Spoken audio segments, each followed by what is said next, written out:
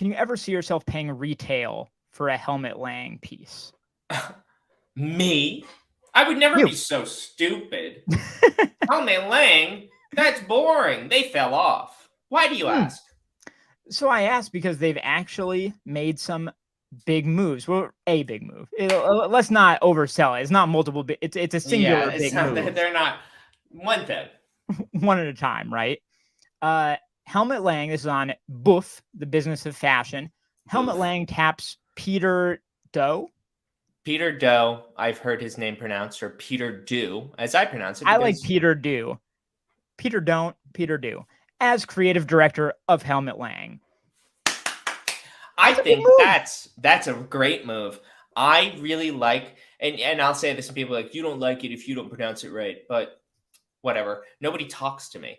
I like Peter Do's designs a lot. I think he's one of the cool brands right now. I just really resonate with his stuff. I don't even know. I don't think he's ever made men's clothing, but I just really like what he does. He's kind of, I think he has been tapped into the zeitgeist, and being a New Yorker and his kind of industrial minimal sensibilities, and that those words are thrown around a lot, but they kind of make sense in describing Peter Do's work. That seems like a perfect match for the once iconic house of Helmut Lang. It is very New York now that I'm looking at it. Like a couple episodes ago, we were talking about New York versus LA fashion. And like this would be a fantastic kind of archetypal image for the New York side, you know, in a good way. In a very good way. I mean, honestly, I'll put that head to head with friggin' Palm Angels any day of the week. Right. Like, if that's what gets to represent my city, you guys are toast. Honestly, because I think it's chic and cool, and he's done a lot of stuff. I feel like he's been ahead of the curve. Yeah. And I'm genuinely excited to see what he does there, because he's a young whippersnapper. He went to, I want to say, maybe he went to Parsons, maybe he went to the New School. I mean, gotta be one of them, Pratt. Right? Maybe he went to Fit and won the LVMH That's what I was about to say. That was what, you know what? That makes him cool. I think anybody who studies fashion, anybody who studies whatever they want is cool. I think the 3 major fashion design schools in New York are very cool.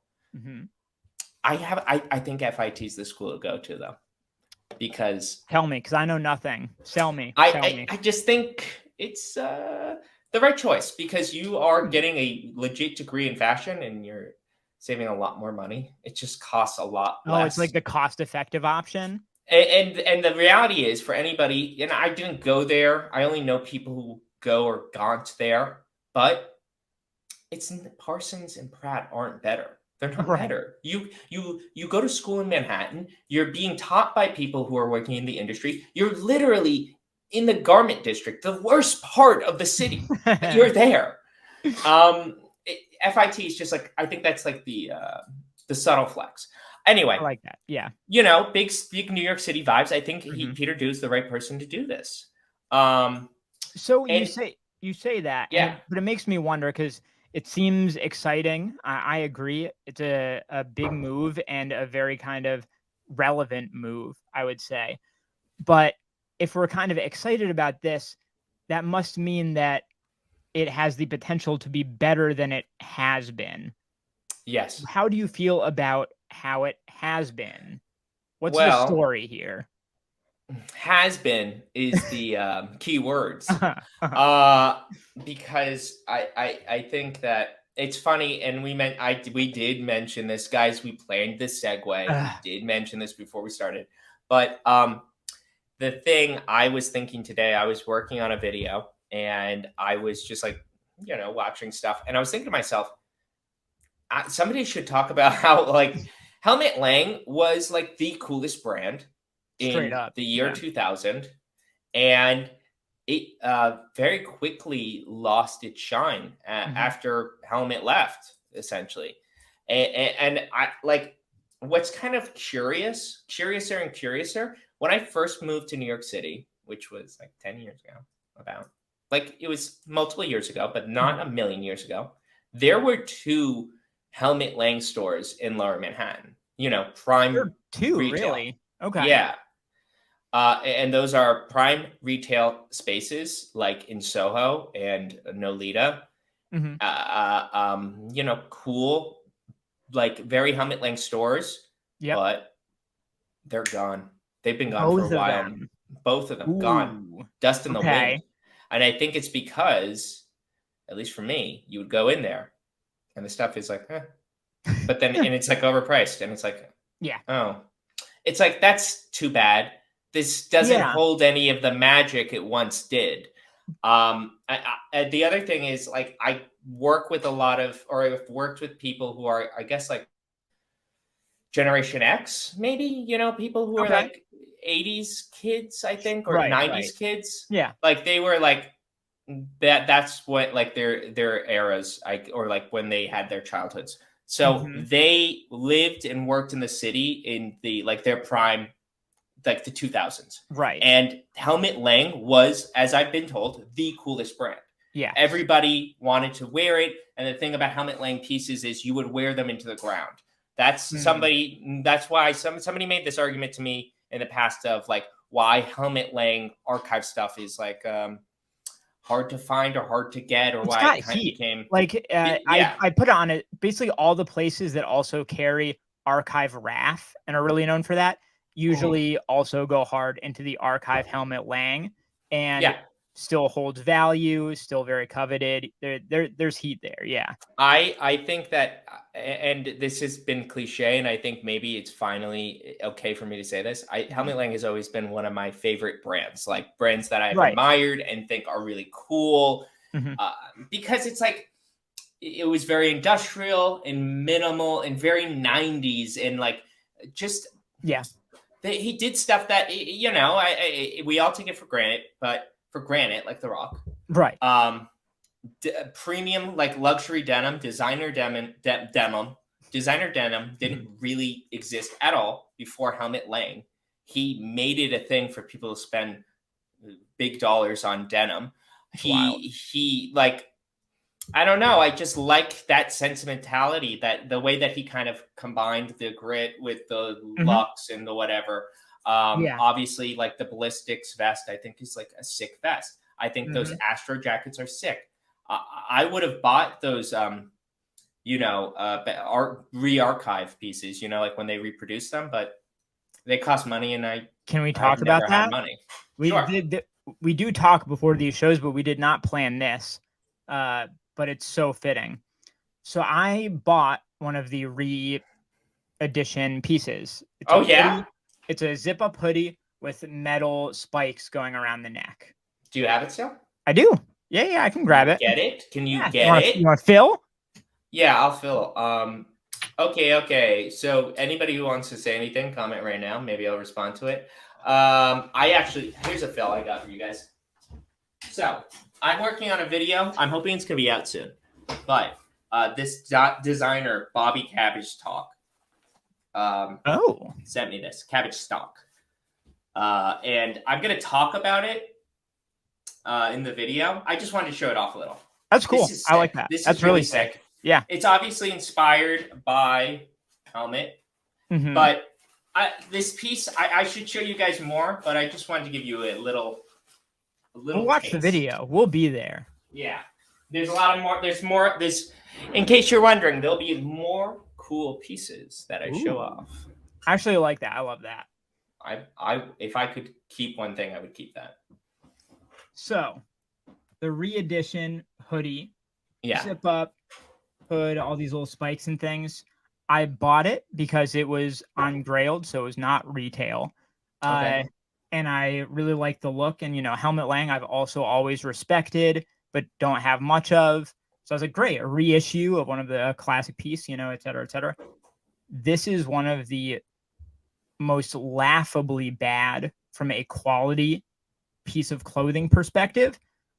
One of the worst that I've ever owned. Dang. It's really? Like horrendous. The material is like some of the cheapest material ever. It's a plastic crap zipper. And all of these spikes, like they go off in different directions because they're like not seated into it well. The sleeves, like they kind of like flare outwards because there's no like ribbing or mesh at the ends of the sleeves. It's like rock bottom, like Shein, like knockoff tier Shine. stuff. Shine, Shine. we call it. That's oh boy, that is tough. That's like Yeah. when Blizzard remade Warcraft 3 and Right. the remake was like totally real garbage. Yeah. It's Diablo, but on mobile. Yeah. Yeah. That's a bummer. I mean, that's a part of it, I think, and it's not. A couple of things I guess I'll say is like in retrospect, it might be hard for a young whippersnapper now to look at like the old Helmut Lang stuff and get it because it's like looking at any old art. The influence of this stuff Yeah. has trickled, has like kind of proliferated throughout fashion today. Like seriously. So sometimes it might be like you don't get it, but I'll do a Christmas Carol thing to you, and you'll see a world where it didn't exist. Right. It's a Wonderful Life feel. That's what I'll do. I think that to say something maybe more interesting or relevant, I think that right now, or like in the past, Helmut Lang has been in a weird spot because it's been priced lower than, say, Gucci or Balenciaga. And they've obviously struggled to kind of right the ship. And I feel like that has led to cutting corners. But like it has kind of taken a position where it's like appealing to no one, you know? I 100% think so. Yeah. Yeah, I think that I don't know. I don't know how this mistake happened so big, and maybe if I read about it again, it'll make sense. But it just feels like whoever took over after Helmut Lang left did not understand that people are only buying the clothes because it was cool, you know? Yeah. Because that's how everything works. That's how fashion works, and it's like if it's not cool, and I don't mean that in a superficial way. I mean if it is not novel or interesting to this, like us, to a consumer who would be willing to spend that kind of money on clothes, then it's not gonna go anywhere. It's not gonna do anything. So I think that's one of their biggest problems. So personally, I think it can only go up. I don't see how it goes down. I'll say that much. You know what I mean? Like I think that the foundation and the runway are 100% there because it has clearly from the archive heat, it hasn't lost its luster entirely. Like there's something at the core there that is just kind of waiting to be reignited and tapped. And I think that's why it's so exciting. Kind of regardless of who it is, I think it's exciting. But the fact that it's this person, Peter Do, takes it that extra step, you know? No, I mean, I think that I wouldn't be excited if it wasn't him. Honestly, because I think he's like he's young, he's got the eye. And they not only need that, but they need like somebody who's like showing that they have like high fashion chops, you know? And his brand has only been picking up more and more momentum. And I think like he's the perfect pick in a way that maybe they got a chance, you know? Maybe something will happen. It's one of those things where you perfectly see the incentive alignment of both sides. Like you can totally see why Peter Do would be like, oh, hell yeah, Helmut Lang. I love Helmut Lang. I'm going to crush that. That excites me. I'm going to go back into the archives. I'm going to reimagine things, heat it up. And then from the Helmut Lang side, you can see why they're like, oh, hot up and comer, dressing all these people, tons of heat behind it. Like, it's perfect. Yeah. It's a match made in heaven. And it's only possible, guys, through the system of capitalism. Like, correct. We couldn't get it otherwise. It's the kingmaker system, you know. One person, they rise to the top. The rest, they stepping on everyone's heads all the way there. And that separation happens exactly.